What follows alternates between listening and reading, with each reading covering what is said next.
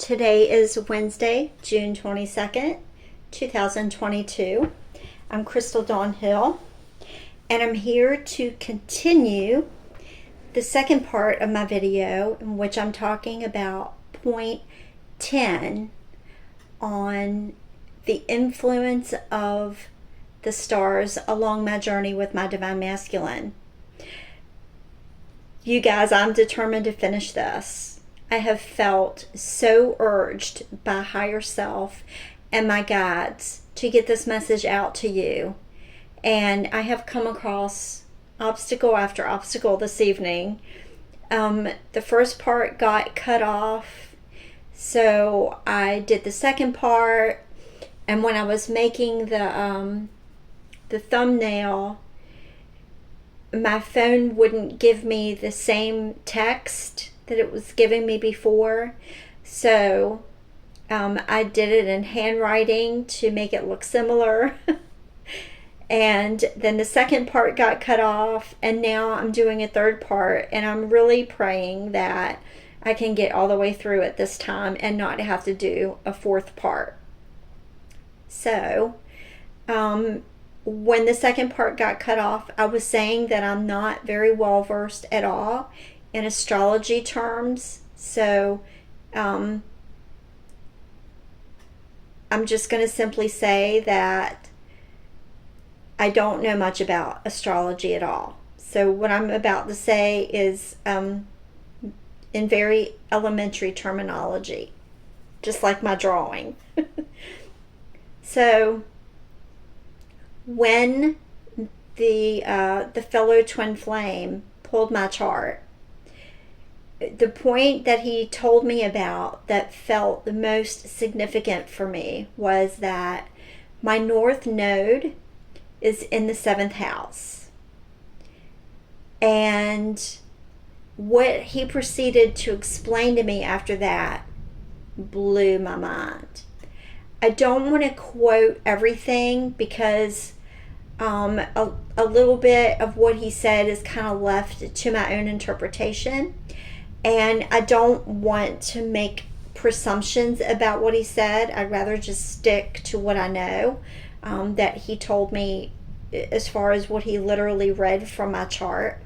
So that's why I'm sticking to what he actually said and not my own interpretation of it. But when I looked at the chart and I read an article about the North Node in the 7th house, and I watched a video on it by someone that I've been following for a very long time, what I gathered was my North Node in the 7th house, when I was born, it was in the sign that my Divine Masculine was born under. And his North Node, although it's in a different part of his chart, is also in his birth sign. And this brought my whole entire journey full circle in so many different ways. And it all has to do with all of the information that I've shared about the stars playing an integral part of my journey. It's other than meeting my Divine Masculine and knowing that he's real and knowing that he's on this earth, this confirmation was the most incredible thing I have ever experienced. To know that this whole entire journey with my Divine Masculine is literally written in the stars. It makes me feel very emotional, and I don't know if it's audible in my voice, but I feel like my voice is shaking. It's just so incredible to me. And it just, I don't even know what else to say about it. It's just so mind-boggling. Just to see how every single thing that I've ever experienced is all connected with him in one form or the other. And as I said, I don't want to be presumptuous about the interpretation of my chart, but I have absolutely no reason whatsoever to not believe that it is all written. Another thing I wanted to go into, if my phone doesn't cut my video off before that, is something to do with the soul contract between divine partners. Now, I've touched on this a couple times before, but I want to go into it a little bit here because it also correlates with my natal chart. Is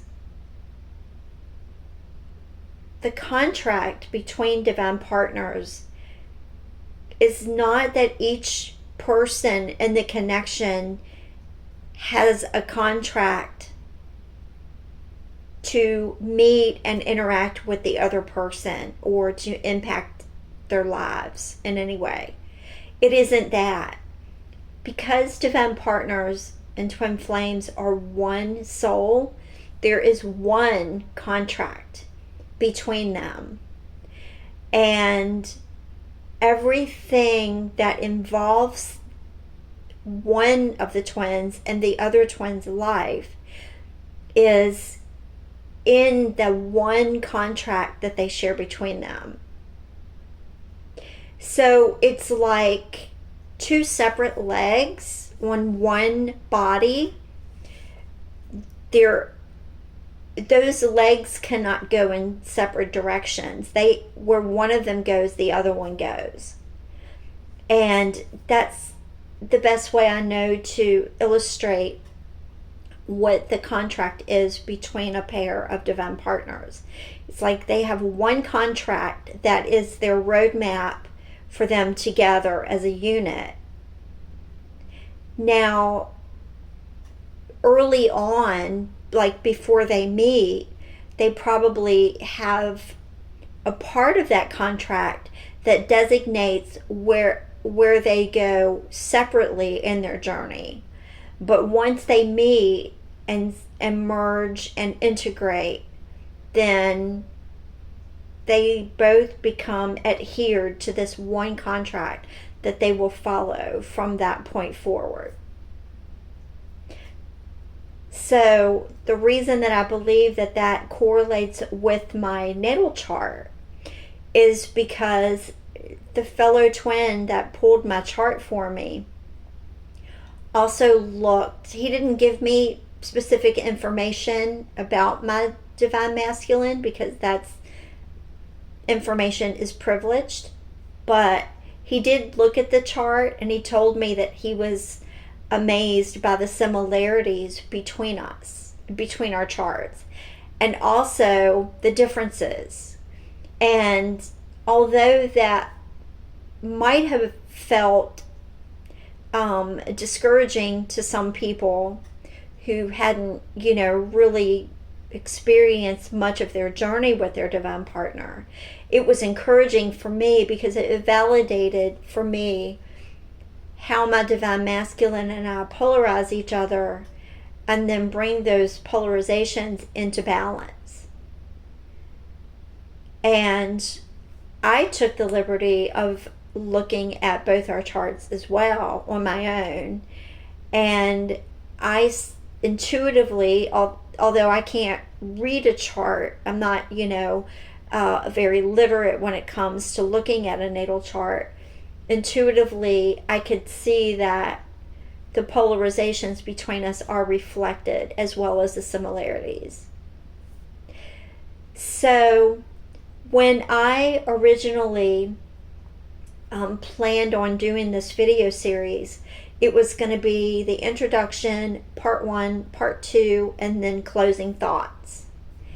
And it turned out to be points 1 through 9 and then point 10 instead of parts 1 and 2. But I believe I'm still going to do another video on closing thoughts, because I have a feeling that I am going to have a few afterthoughts. And what I might do is just do another blackboard writing and then just show that on video and maybe speak about it a little bit. I'm not quite sure. That's definitely not going to be tonight, because my voice is getting raspy and I don't want to make this too late in the evening, because I start to get a little despondent with my thought processes. So while this video is still going, before it cuts off again, I'd like to say thank you to everyone for listening, for following along in my journey. As always, if you have questions or comments or have any feedback to offer, I always welcome my audience members to reach out. So again, thank you so much, and I wish you all the very best along your journey. Take care.